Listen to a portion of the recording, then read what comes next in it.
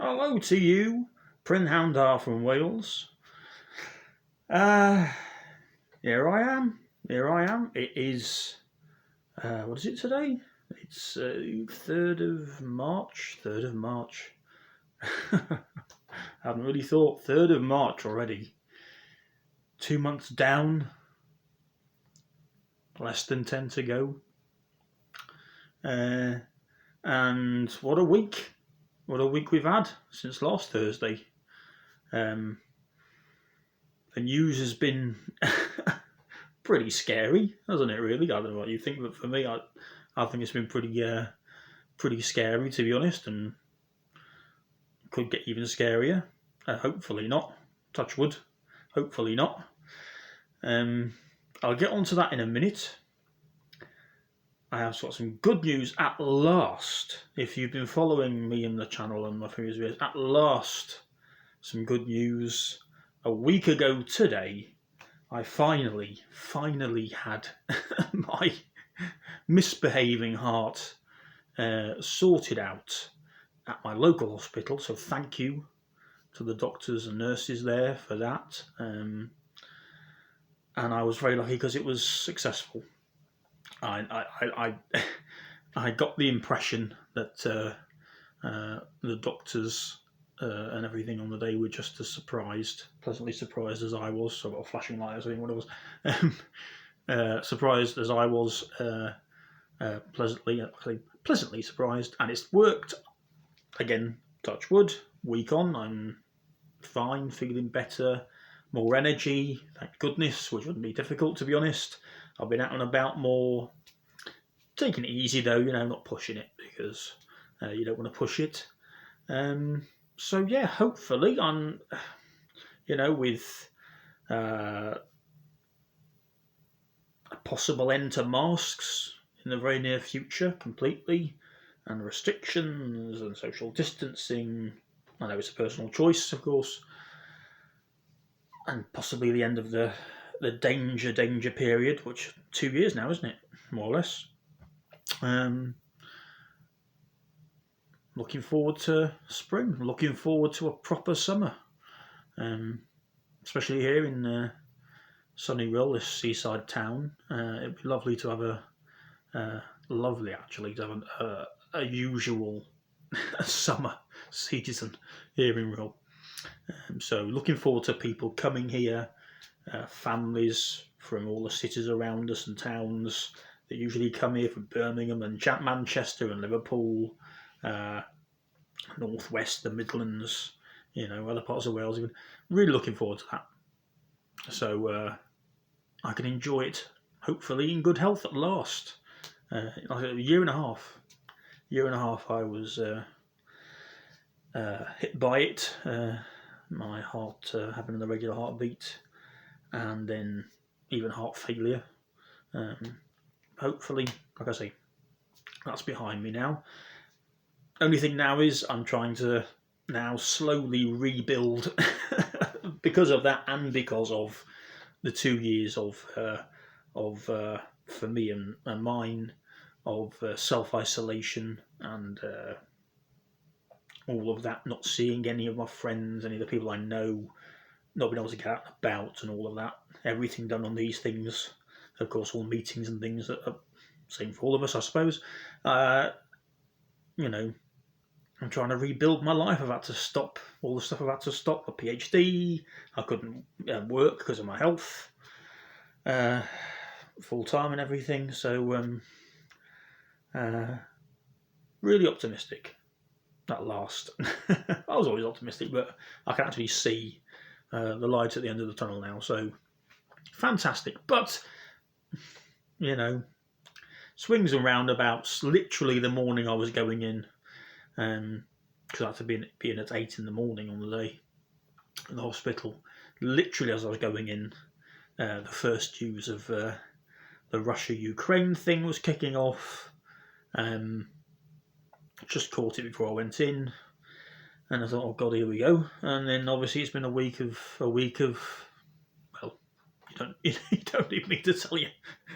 There's no way you've been able to avoid it. I've been trying to avoid it. I always avoid as much as I possibly can, particularly TV news. I don't read newspapers, just generally, because, just generally for me, journalism, proper old-fashioned journalism, in what some of the mainstream media, just it doesn't really exist for me. It just seems to be constant about anything, whatever it is. The past 2 years of the pandemic, and just headline grabbing, fear mongering. So I don't need all that stress. So I try to, and I don't believe a lot of what I'm told, to be honest. Their take on it, because it's it's people trying to sell papers. It's people trying to, companies, ITN, BBC, Sky, trying to make you watch their channels. Basically, it's going to be as shocking as possible. Spun. You don't hear the truth from government. You don't hear the truth from politicians. I shouldn't say that, because I suppose I am technically the lowest level politician in a way. There is. So I try to avoid it anyway. So this week's been a bit of a nightmare, to be honest. However you think, I don't know what you think, what your personal thoughts are. I have been following what's been happening between Russia and Ukraine, the US and NATO for, the past 8 years or more. Even more than that, since the Maidan sort of crisis and the overthrow of the then government, and then the Odessa massacre. If you don't know about those, find out. Go on Google and find out.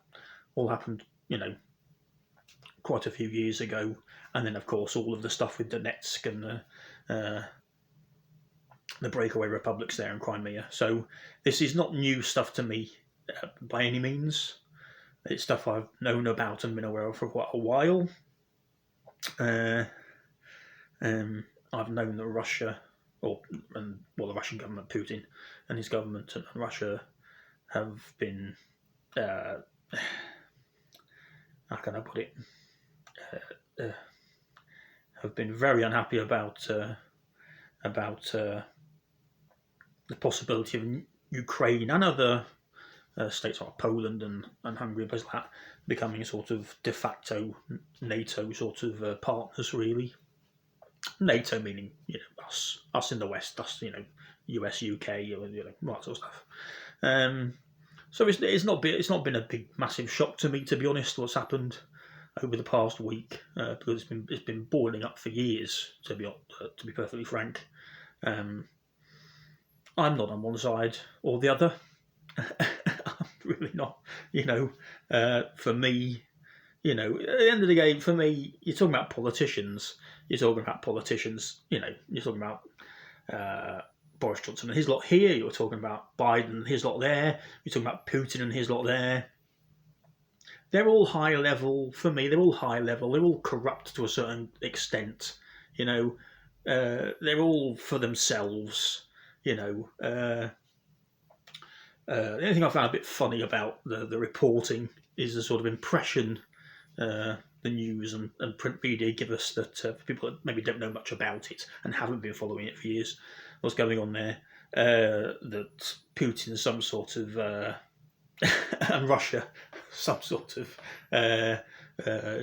Soviet Union Mark II, and Putin is like a communist dictator, which of course is laughably nonsense, because Putin is a rich capitalist. He's anti-communist. He hates the communists. A speech he gave while he was starting to do this last week, he went on a whole big ramble blaming what's happening now on the decisions of Lenin and the Communist Party and the Bolsheviks back in 100 years ago or more, in 1917, 18. So he's not. And in Russia, the opposing party to Putin's party is the Communist Party. So like Labour versus Conservatives, that sort of thing. So or Democrats and against Republicans in America. So Putin is not a communist. He's not the Soviet Union. This is just about as much about economics, selling, buying weapons and influencing sort of capital around, geopolitically, as it is anything else, to be honest. The Russians and Putin wanted to be part of NATO years ago, and the US and UK said no, because the US and UK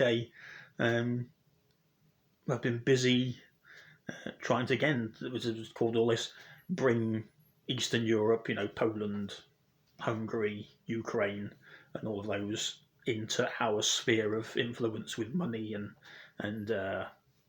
arms and things, that we've been providing to them that they've wanted and things. So, and obviously Russia's saying, well, hang on, buy our stuff. You used to be part of,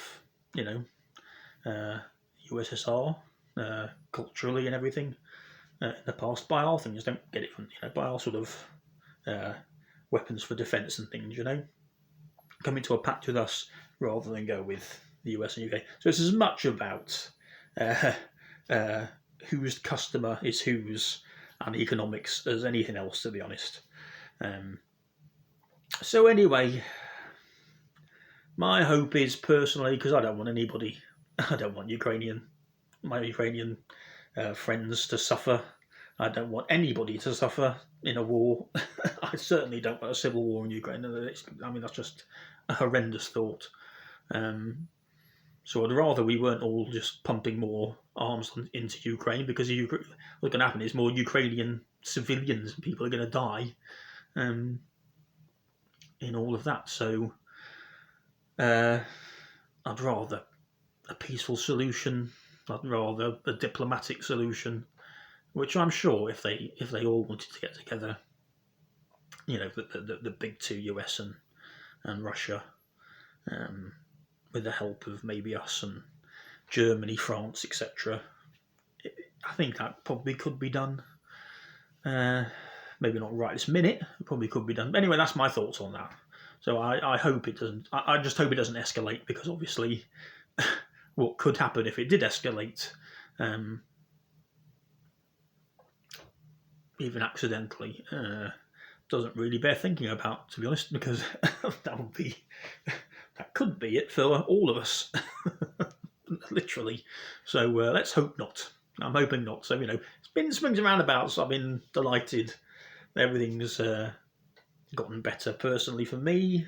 I can think about rebuilding things, and then exactly the same time, all of this has happened. But I'd be interested to see what you think about it all, read about. So please do comment down below. I always forget to say, please do, if you haven't subscribed and you'd like to, please do subscribe, and please do hit the little bell for notifications. Can't speak today. Be really helpful, and always like reading comments when people do comment. So that's what's been going on internationally and with me here. So and the next thing, I suppose, is we are rushing towards local elections, aren't we? I mean, it's probably 4 weeks until it starts, the election period, and I think it's another 3-4 weeks until the actual election days. So that'll be an interesting one to see what happens there. I always have the impression, for the last, since before Christmas, and I think a lot of people have, that Boris Johnson, with the popularity in the country, his poll ratings have plummeted since all the Partygate stuff and everything, revelations, and even within his own party, the people that support him, they can see he's not going to be helpful for them. at election time, general or local. Excuse me. So they'd like to get rid of him, they'd like to replace him, but that isn't going to happen before the local elections because of course, if and when they get a hammering in council elections, particularly in traditionally conservative Tory-held parts of the country, they're going to want someone to blame, and they're going to want to blame the man that's already, already in the doldrums polls-wise compared to how he was, Johnson. So any change in the leadership, I think, is going to happen after May. It'd be interesting to see how Labour do, particularly here, because Rill, although we've got a Conservative led county council, Rill has been Labour held traditionally for many years. The council I'm on, the town council, community council, is overwhelmingly Labour held. So this is interesting to see what happens there and throughout the country. So yeah, people keep asking me that I bump into or talk to if I'm thinking of running again, and obviously my answer before last week and before now has been because of my health. No, I pulled back. I don't know if you remember from quite a few videos ago. I think it was middle of last year. Because of my health and it being so bad, I pulled back from some sort of frontline party politics completely, just to sort of concentrate on my health, but also try and do any sort of work as a counsellor here to help people that contacted me. So that's what I've been doing, really. So I don't know. Obviously, I'm fixed again, hopefully. But it's quite close, really. It's so 4 weeks. I was only sort of in hospital last week. Like I say, I'm slowly trying to get my fitness back after a year and a half, and all of that, and back into work, and then back into literally restarting my PhD after the summer. So I have to do some preliminary sort of work for that, particularly reading, a little bit of writing, research and things. So and decide what I'm going to do, where I'm going to do it, and all that. So I've got a lot on my plate, to be honest, to think about anyway at the minute. So whether that will be something, I don't know. I'll have to see. I'll have to make a decision in the next week or two, to be honest, if I am going to or if I'm not going to, with it being so close. But yeah, let's wait till the next video. I may have made a decision by then. I'd like to. I've loved it. The past 5 years has been fantastic, and I've been so honoured because I've been lent the privilege of being a representative for 5 years by some of the people that live in my ward 5 years ago with their votes, and which is a complete privilege. It's not anything someone should expect. It's something you have to earn. I've done what I could, and everything I can do with absolutely no material resources. Myself, as you'll know if you've seen the videos, myself being on or below the breadline the entire time and beforehand, which has hampered some things. It's hampered basic things like sort of travelling around, But then, of course, the pandemic started, so I couldn't travel around the world anyway to meet people. My health as well, so I curtailed a lot of that. So that's the only downside to the last 5 years. Is I just wasn't able to get out and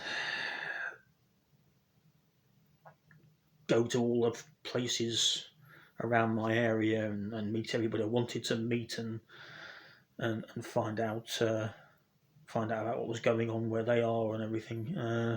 So that's been the major disappointment for me. I feel terrible about it, to be honest. But there was nothing I could do. What can I do? I'm like, I didn't have an antidote to COVID, and I didn't have nothing I could do about my own health or my monetary problems, unfortunately. So that's been. But I've got the next couple of months to try and make up for that and go to the places I wanted to go to. I've already started making plans to do that, so I can go and meet people I haven't met yet. And I'm going somewhere tomorrow even. I finally walk now, so I can walk there and look at something that one of my residents have complained about, which is a bit of an ongoing problem. So I'm hoping to at least be able to try and get that sorted before I'm no longer a councillor, if I don't stand again, or if I stand and don't get in, and like I say, no one who's a councillor now should have any expectation of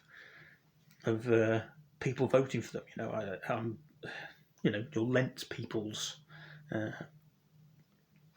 You'll lent their vote for that period. Like MPs shouldn't expect that they should be voted for again. You've got to earn people's trust, and that's what it's all about for me. That's what it's all been about from the beginning. I did it in the beginning because I was like everyone else moaning about, why do I never see my councillors? I don't know who my councillors are. Me and my family are struggling. Where's the help? I don't even know who to contact. So I thought rather than complain about it, I'll throw my hat in the ring, and to my surprise and shock and delight, I was suddenly Councillor James Ball. So I'll see how I feel, and if I think I'm up to it, and if I think people would be interested in me putting my self forward again. And of course, the reality is it's very difficult because I'm an independent councillor. I'm not part of any party. As I say, this is a real town traditionally.